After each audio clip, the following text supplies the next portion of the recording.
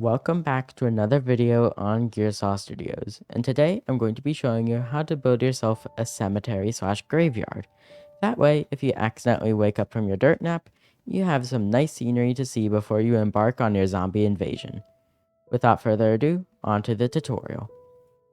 And we have a wide variety of monochrome blocks. We're making a gray yard here. Maybe I should have been in that grave, but anyways, we have a bunch of blocks, and the only one of true note is our lecterns, which we can make coffins out of. If you place them 3 on one side, 3 on the other, facing away, this certainly looks like an open casket. Like someone just decided, I'm tired of being dead, I'm gonna go make some zombies. Simple things like that. Then, get yourself a nice flat area in either a taiga or a swamp.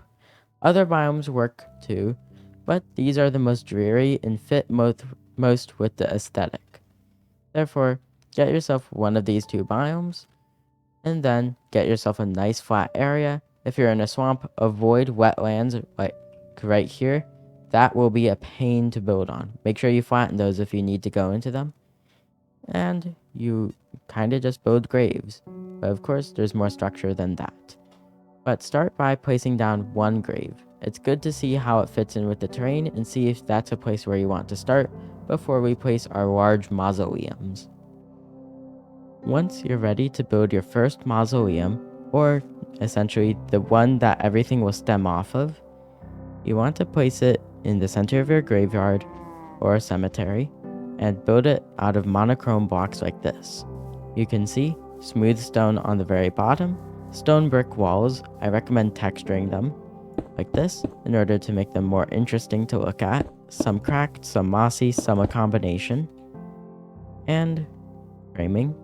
We have these nice stairs on either side going up. No connector here, so that way we can texture more. And then we go right back down for more texturing. And there isn't anything too complicated about this part. Of course, you can always scale it up, but I think having a small one like this really adds to the build, really says a little bit more about the cemetery rather than having a big, grand one. Since a lot of the cemetery is focused not on the big structure in the middle, but rather the small things around it. The scenery, the mini graves, and the smaller mausoleums like this one. Make sure to keep this idea in mind, since we're going to be building this one a lot. And don't forget to texture it. Once you have your center, then you should start placing graves all around. Instead of making more large buildings like this, it's actually easier to start off with the small ones, because the small ones define where the path goes. And once you get the small ones, it's easier to motivate yourself to do large ones. And not to mention, small ones are too small to have jokes on them. They're stereotypical graves, normal tombstones, and although we'll have more interesting ones later, these ones are best left blank.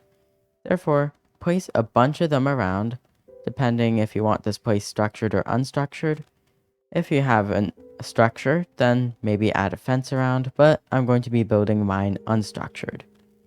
Which means placing graves just about anywhere with some coarse dirt in front of them. And make sure not to go too far, because the farther you go, the more paths you need.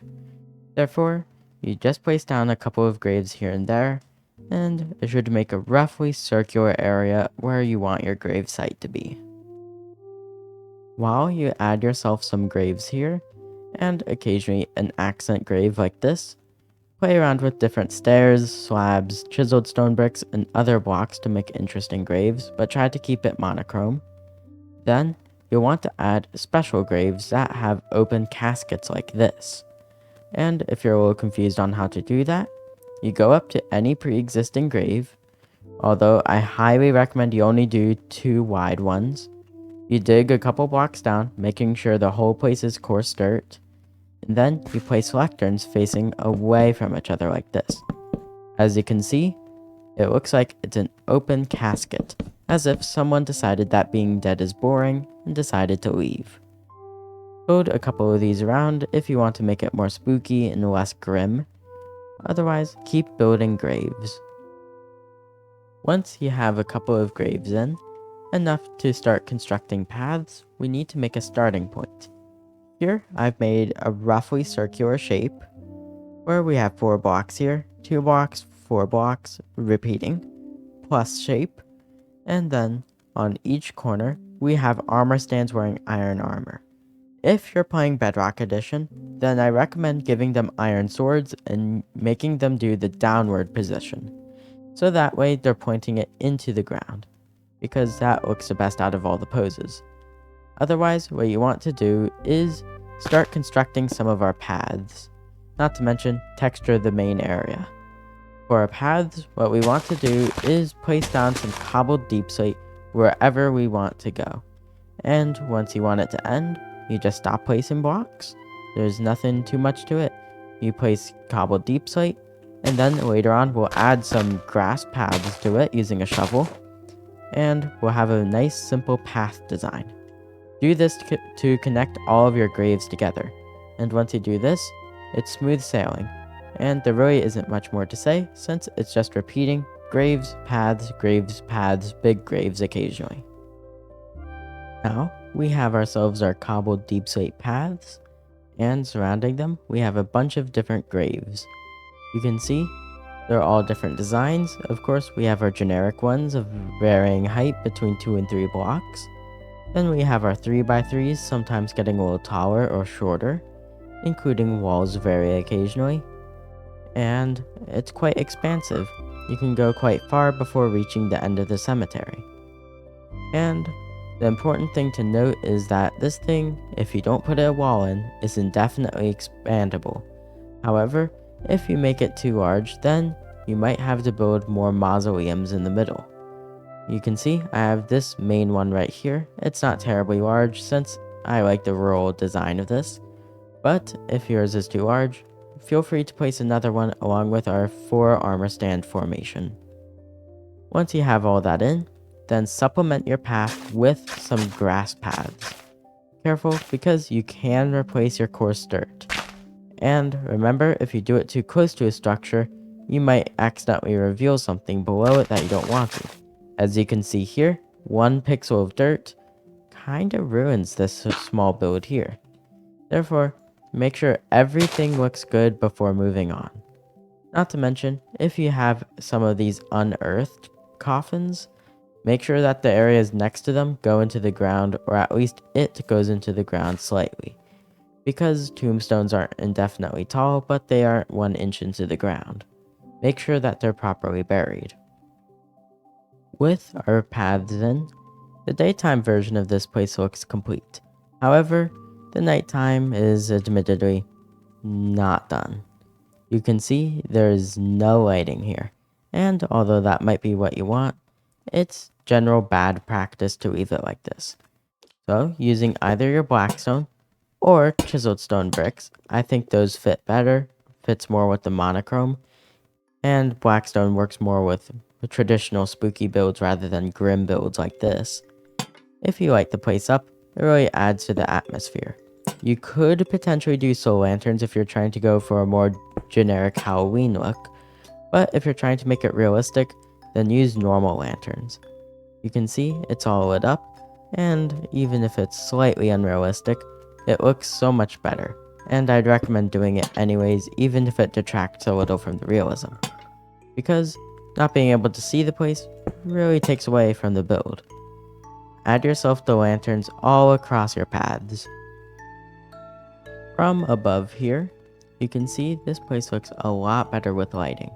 You can make out what's a cemetery and what isn't, not to mention all the graves are nicely illuminated, which adds to them.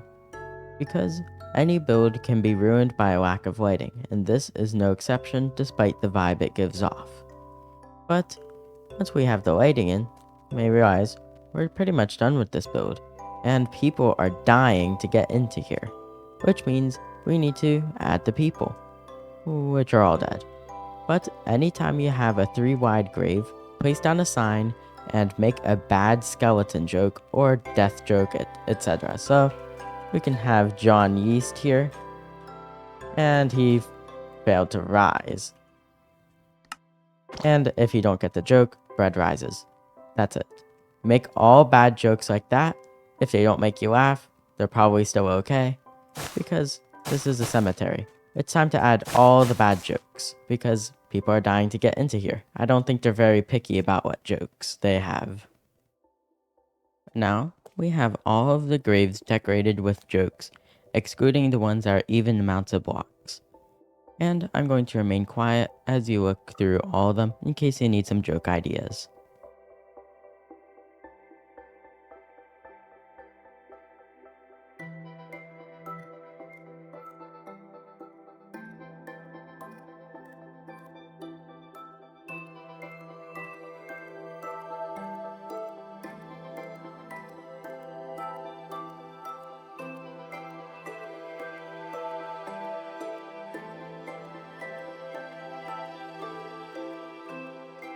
Anyways, with all those jokes out of the way, this means that the build is complete because we have paths, we have lighting, as shown by this, and we have jokes on all the graves.